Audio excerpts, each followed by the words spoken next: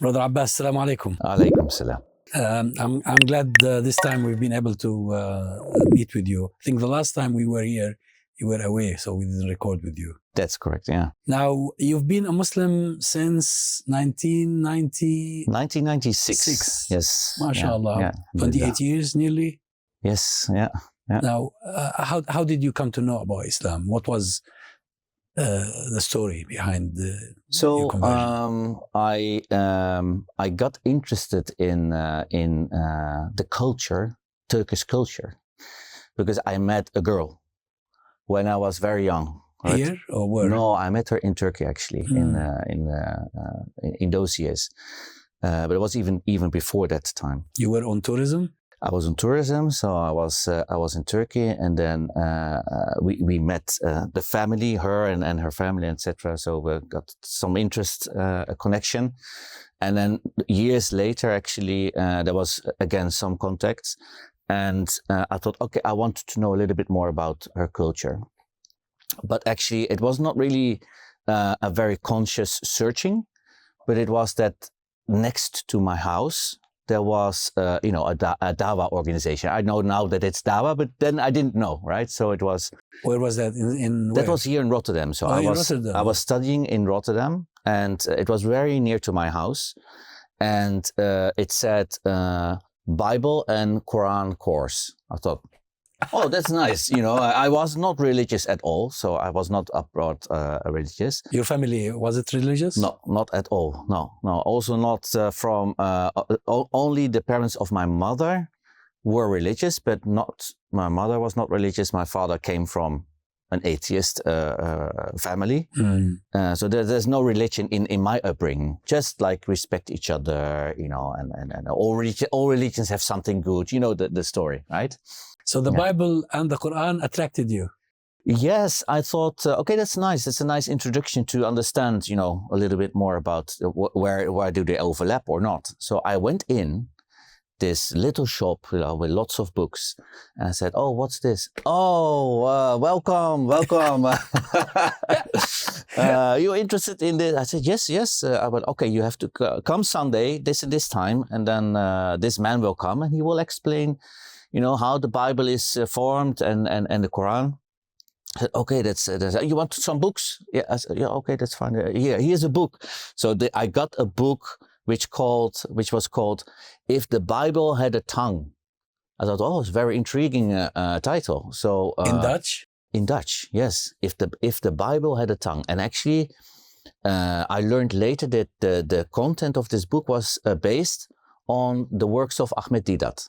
Oh, right? Yes, so Ahmed Deedat, may Allah Allah be pleased with him. But it was in Dutch, and it was a little bit more tailored to how this man was doing his courses. The other book I got was actually the main trigger for my conversion, was Miracles of the Quran. Miracles of the Quran. So here's this Dutch guy. I was very young still. But I was really interested in science. So I was looking a lot of National Geographic, lots of Discovery Channel, more interested in that than the news or television programs, So that book fitted you? That book was about the scientific discoveries, which are also in the Quran. And I started reading that. It was a very small book. Yeah. Was it written in Dutch or a translation? No, it was written in Dutch. Yes. So it's called Wonderen van de Koran, which is called Miracles of Quran. But I wasn't really that spiritual myself. Maybe there was some connections, which I can tell you more about that. But there were, I was really, I thought that all religions are man-made. They are there to suppress people. And that's the basic rule of a religion. It's to keep people suppressed and account to power, right? That's the modernist approach to religion. Exactly. That's what, and that's also what I learned in all those Discovery Channel, National Geographic, because they never touch upon religion. They only look at It's amazing the work they do in National Geographic and similar programs, where they show you how magnificent nature is, but they don't relate it to a creator. Exactly. Yeah. It's as if it created itself or just came from nothing. Yeah. So when I read this book, that was exactly my thought. So because in the book, you can see that, hey, small things like, or small, big things, of course, but small elements, a small sentence like the Big Bang. There's the description of the Big Bang. How is it described in the Quran? Or how the waves go into the sea and produce salt particles, and they are actually the seeds of clouds, and how they only recently discovered this, and so on and so on and so on. I thought, I was making notes, like, the Arabic words, can you maybe translate it like this and this as well? Does it really? So I went back with that small book with all my notes, and it for 3 months I was still studying at that time, but I didn't go to my university anymore, only the most necessary things. And I only went to that small bookshop asking my questions like, hey, this and this. And the amazing thing was that these were not scholars. These were just like what we call normal Muslims with a little bit of knowledge. And they were able to explain everything. I thought, if they are able to explain everything, imagine somebody with, huge knowledge about Islam and Arabic and all these things. And after 3 months, I realized, going through all my questions, and also, some Quran verses. I got a Quran, of course, in Dutch as well. I realized that, if I accept these elements, right, and I know this must come from a creator. There's the doubts just started disappearing. Then the rest, even though I don't understand all of the rest must be from the Creator as well. So that means that, you're starting to accept the Quran. And that brought me to some really spiritual moments as well, later on. It's the amount of facts, isn't it? That you come across so many facts that you come to this conclusion eventually. Yes, it's and you don't need from the stories from the ancient time, the first Muslims who converted. Sometimes they only need one sentence. Yes, true. It's like it's the click, the connection you make with. Oh, but this is so true. This is so 100% true that it just hits you in your core. It's not like, that's true. How nice, such a nice sentence. No, it hits you so deep that really changes you from inside. So that's guidance. That is guidance. Yeah, that's guidance. And that click, what we call the click, it varies from one person to another. Exactly. Yeah. So what was the decisive moment when you decided, okay, I'm going to convert? So it was actually a very emotional moment, actually, where I was allowed by Allah to consciously live the moment of the veil which is removed. So I was in my bed in the morning. So I was sleeping. In the morning, I was just lying and just thinking about the journey I was just taking these months with these discussions with these people. And I realized that even though I was not religious, I had interest in history and also in the historical figure of Isa alayhi salam. So I thought, but now that we have this knowledge, we know the actual words that he spoke. And at that moment, the veil from my heart, I literally felt it removed. And I felt that at that moment, I wasn't only looking at knowledge. I wasn't only looking at the Quran and science or even what Isa alayhi salam said. I was completely connected with the universe, completely connected, and thinking that, this must be how it feels to be a truly believing person with an actual belief in the Creator. And it was so emotional. I really had to cry at that moment that now I am a Muslim. I'm 100% convinced there's no way back for me. If I would go back, that would be like, denying a treatment for a horrible disease, right? This is my saving. It doesn't matter what anybody thinks about me. It doesn't matter what I do after this, but this is it. I'm a Muslim. You were still a student at the time? Yes. So you were still with the family? No, I was living on my own here in It makes Rotterdam. it easier, right? I don't know. I was never held back by any family, to be honest, in anything. But yeah. So it didn't matter to them that you made that conversion? Well, that's another journey. I didn't immediately tell them that I was converted. I thought religion is not something which is natural to them. So I took it really slow to tell it to them. Basically, what happened is that whilst I was in university, I had to start praying, and there was no option for me to skip any prayer. But, as soon as I knew the prayer, and as soon as I knew I was a Muslim, I had to do all the prayers. So in between the courses which I had at the university, I was looking for a place to pray. Sometimes it was under a stairs, sometimes it was somewhere in a corner. Nobody would see me because I was a little bit ashamed still. But there were Muslim students at the university? Well, I didn't know. You didn't know? No, I didn't know anybody.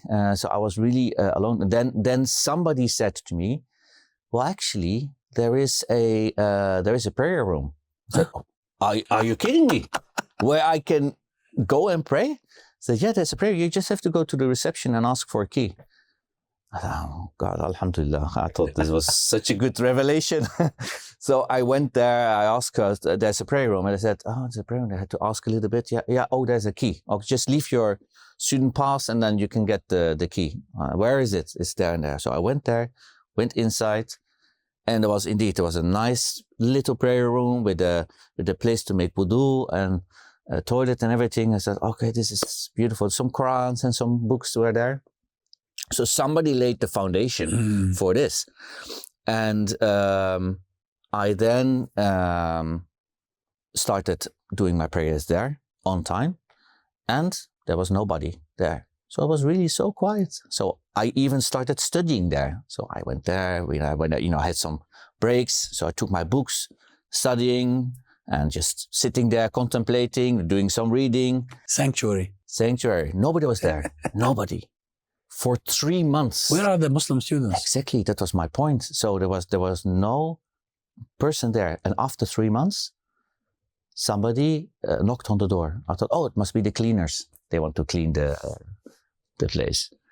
And it was 2 girls, one wearing hijab and one without hijab. And I was a little bit in shock. So can we use the prayer room? I said, of course.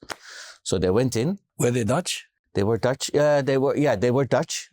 I think originally their family came from Turkey, but I went outside. I thought I'm not going to leave them alone. I was waiting for them to be finished, so I took my time, and they went out. I said, "Stop, please. We have to organize something. We have to get together to organize Muslims to come here more." This is very strange. So there is a prayer room which is fully equipped, apparently. Yeah.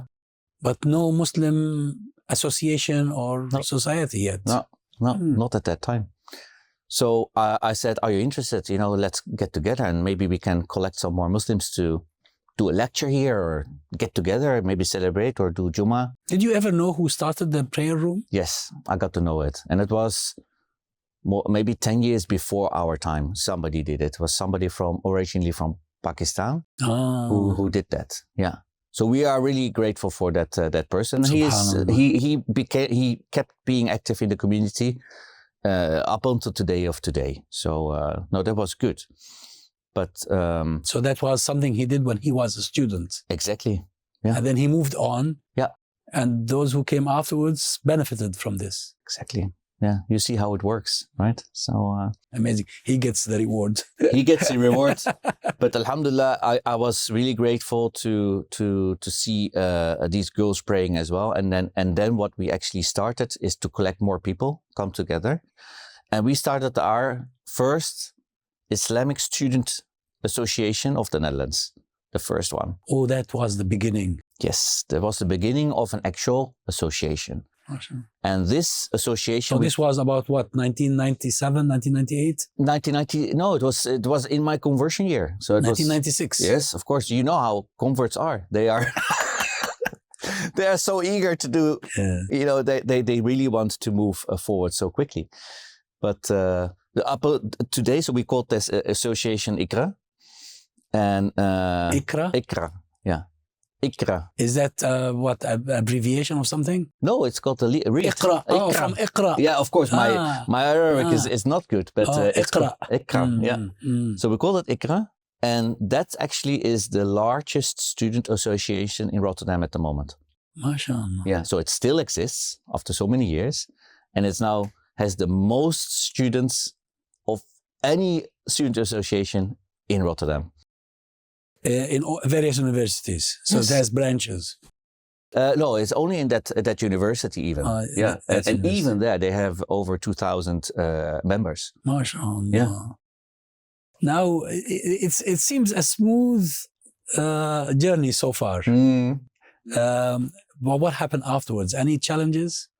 I think one of the challenges was that when I started this student association, we started to give lectures and you know, invite speakers such as yourself, for instance, you know, people like yourself, to give lectures about Islam, but also some dialogues between Christians and Muslims.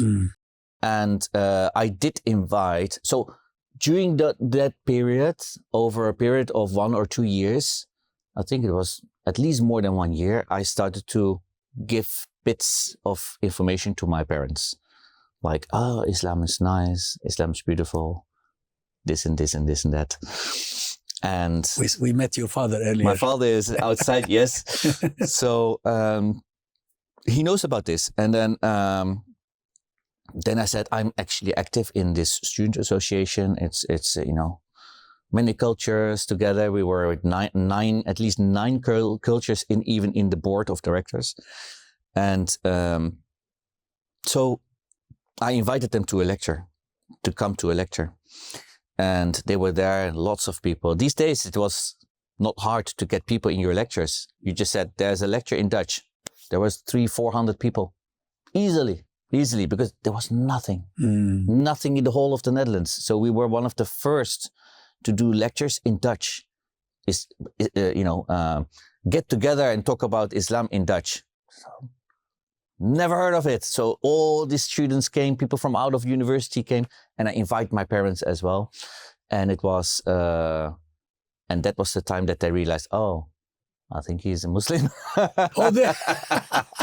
Only then they knew. Only then they said, yeah, we already thought that you might be, but yeah, it's okay. But they were not really ecstatic and happy, but they were accepting it slowly. Yeah.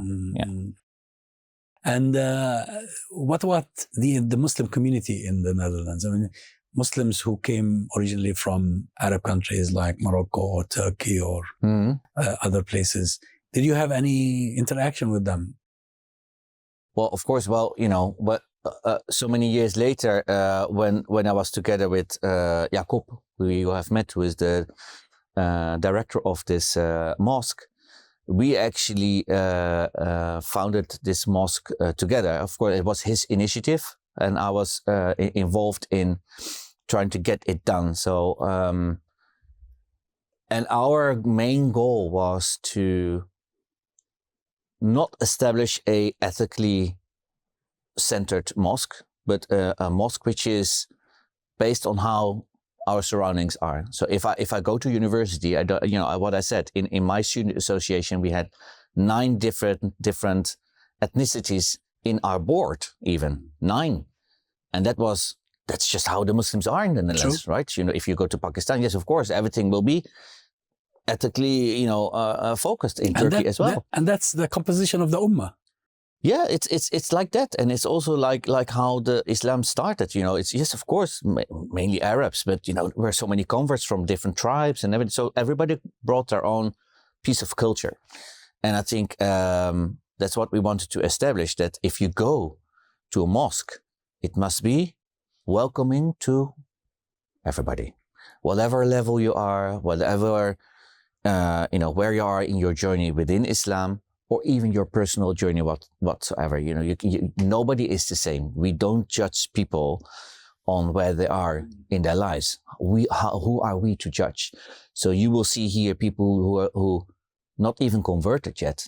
They don't know all the rules. We are not going to judge them. Actually, right? when you come in, it looks like just a cafe. It looks like, welcoming cafe. It's an amazing project. Yes, yeah. I don't recall that I've seen something like it anywhere in Europe.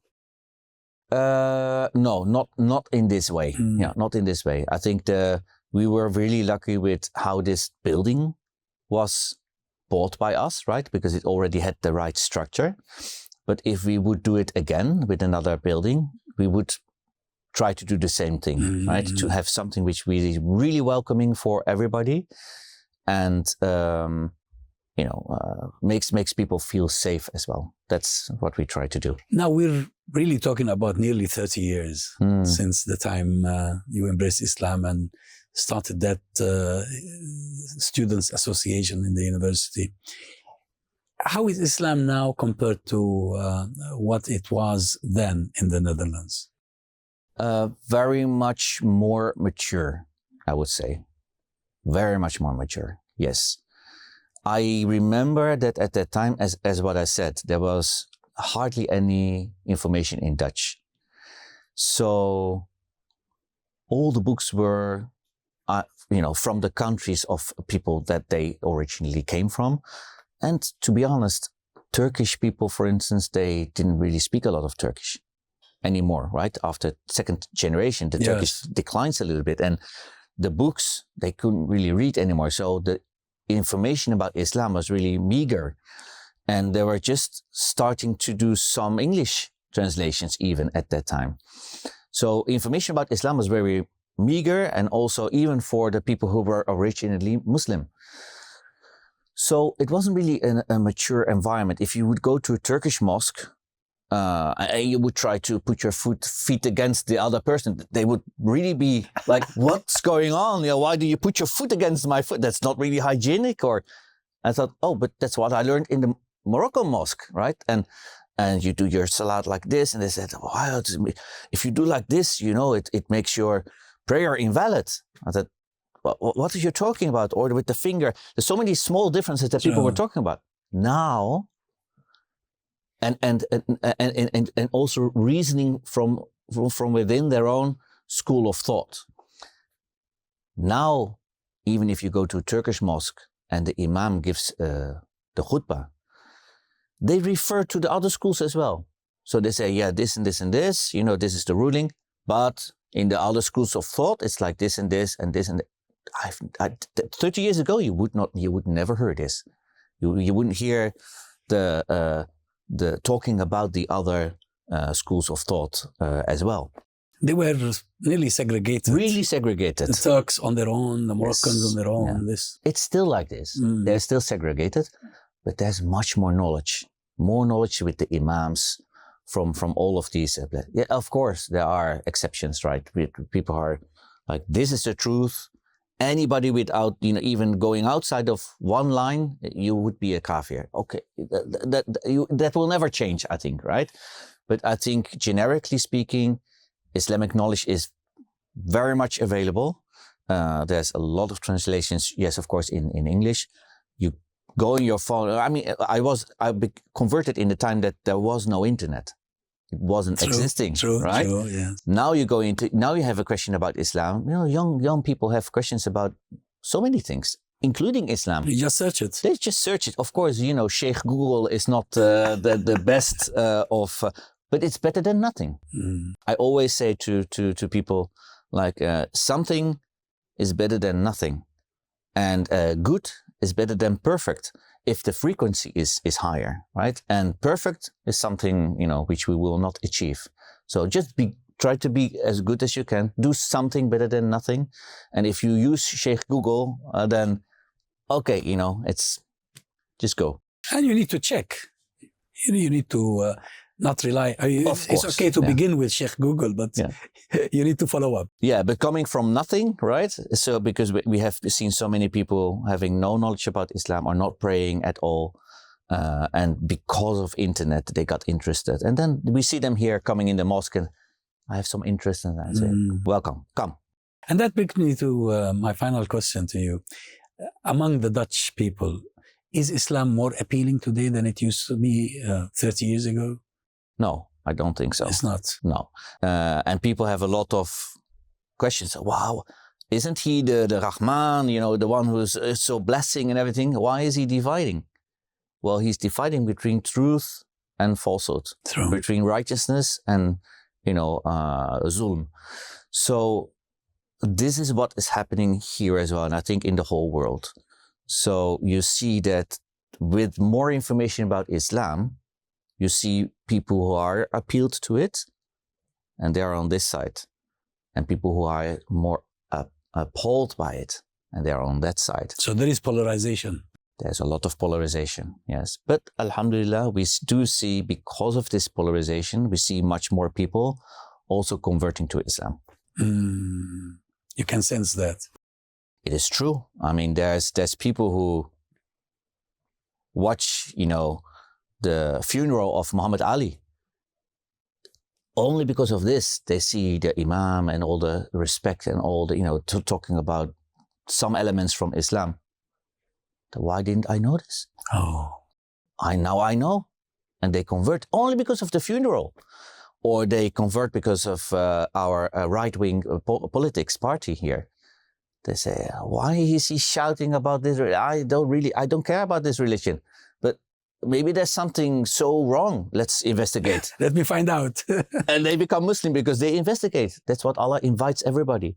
And now, of course, with the conflict which is rising up again in Palestine, the same thing. They see we don't get the mainstream information is not positive about Hamas or what they're doing or all these things, but going into this the resilience of these people. Why don't they just leave? Right? There's so much horror. And then they investigate a little bit and they see, no, these people they are not afraid. How can they not afraid? Well, because their Iman is so strong. What is Iman? And they start, rolling into the Islamic, love and blessings actually. And then people do convert because of these small things. Because of variety of reasons. Exactly. Well, Brother Abbas, it's been really a great pleasure talking to you. Thank you very much. Thank you. Thank you.